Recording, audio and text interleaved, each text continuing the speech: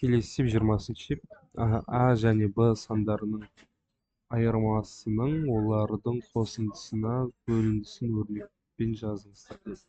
Бұны асықпай жазамыз. А және Б сандарының айырмасы. Яғни бізде А мен Б-ны азайтып тұр, иә? Және олардың қосындысына, олардың қосындысы, олардың қосындысы тұр.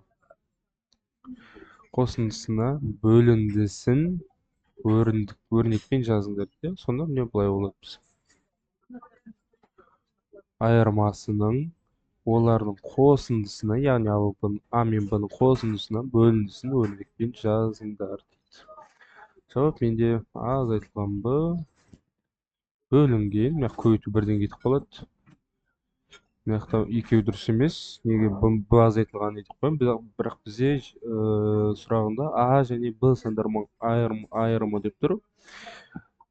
Так, енді мына екеуінің біреуі қалады. Мына жерде сонда тек осы. С менде мына минуспен берілген. Болды ма? Т нұсқасы болады сонда.